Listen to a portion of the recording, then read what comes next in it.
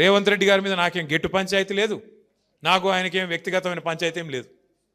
బాధ ఎక్కడ అనిపిస్తుంది అంటే, తమ్ముడు అన్నాడు ఇందాక మాట్లాడుతూ, తెలంగాణ సరిగా నడవట్లేదు, మనం అనుకున్న పద్ధతుల్లో నడవట్లేదు. ఎందుకు నడవట్లేదంటే మోసం చేసి అధికారంలోకి వచ్చినారు.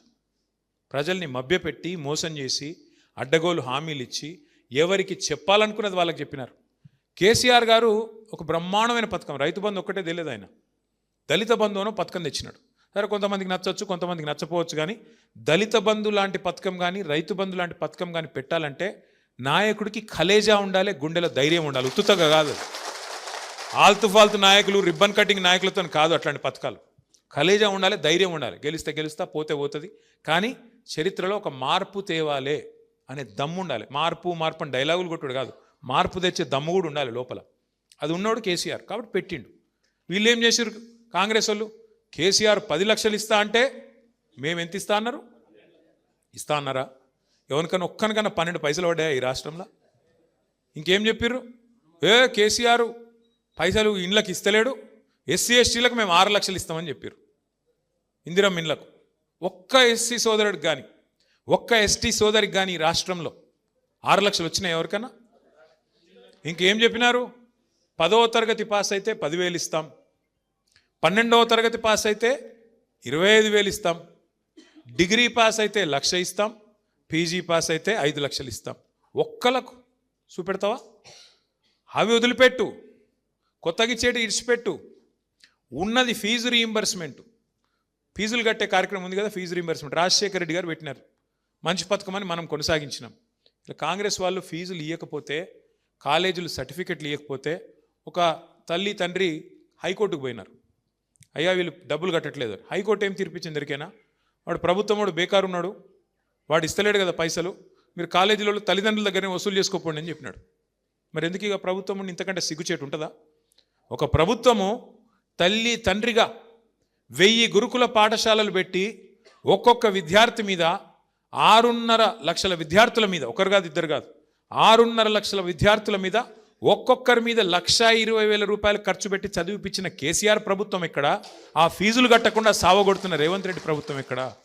అందుకే కేసీఆర్ గారు చెప్పినారు, మీకు అన్న వస్త్రానికి పోతే ఉన్న వస్త్రం పోతుంది, ఆయన జాగ్రత్తగా ఉండండి అని చెప్పినారు. ఇన్లే మనం మా సోదరుడు ఒక ఆయన కల్వకుర్తిలో నేను సర్వేకి పంపించిన, ఇది నువ్వు వినాలి చెప్పాలన్న. ఫోన్ తర్వాత చూద్దు తీయ దిక్కుమాలిన సోషల్ మీడియా. ఒక ఆయన కల్వకుర్తిలో కేసీఆర్ గారు మీటింగ్ అవుతున్నది, మనోని సర్వే సోదరుడిని పంపించిన నేను. ఇట్లా ఏమున్నది కల్వకుర్తిలో 3 తెలుసుకొని రాపో, గెలుస్తున్నామా ఏమవుతుంది? పోయి వచ్చి మీటింగ్ అయిపోయాక నాకు ఫోన్ చేసినాడు, సార్ కల్వకుర్తి ఓడిపోతుంది సార్ అన్నాడు. ఏమైంది ఎందుకు అన్న?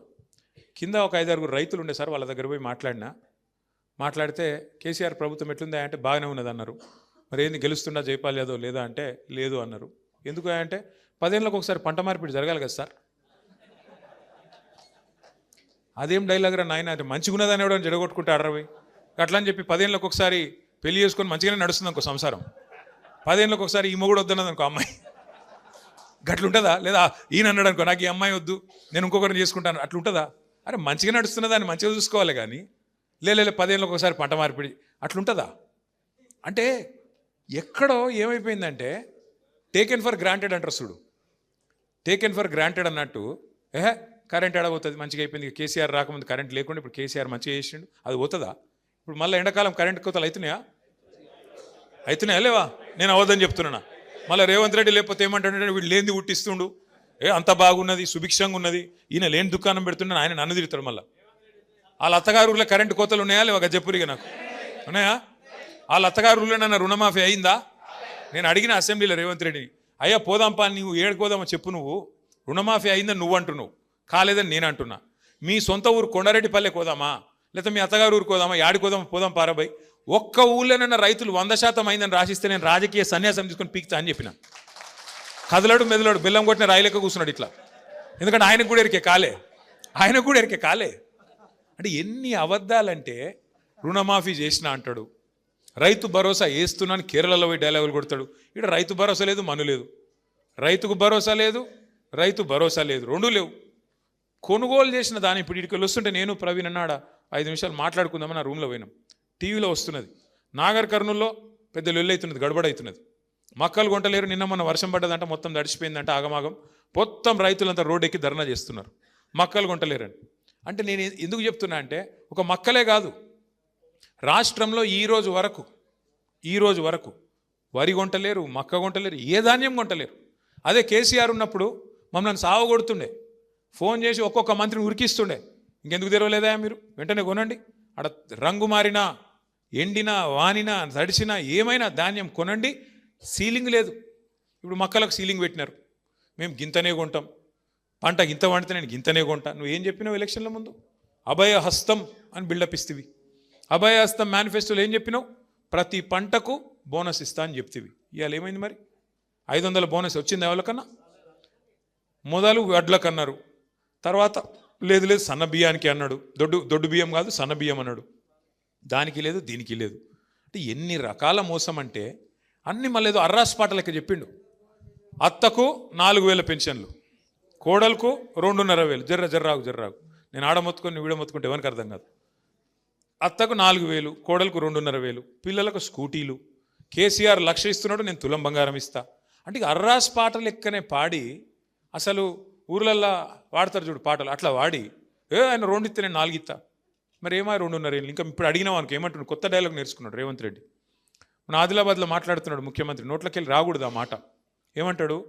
ఎంత కండలు తిరిగినా వస్తాదైనా 3 నెలలనే పిల్లలు పుట్టిస్తాడా? ఇది ముఖ్యమంత్రి నోట్లకెళ్ళి వచ్చిన మాట.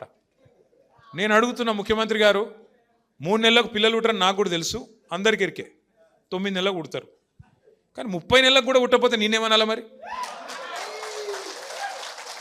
ఏమనాలా చెప్పు మరి, ఆయన భాషలనే చెప్దాం. 30 నెలలకు కూడా పిల్లలు పుట్టలేదు కదా, ఒక పథకం అమలు అయితే లేదు కదా, నేనేమనాలి మరి? ఏమనంటే బాధపడతారు మళ్ళా. కానీ నువ్వే చెప్తే ఎవడు చెప్పమనండి నిన్ను? 3 నెలలనే ఇది చేస్తా, అది చేస్తా, పొడి చేస్తా. అడిగిరు పాపం విలేకరులు, మర్యాదగా అడిగిరు.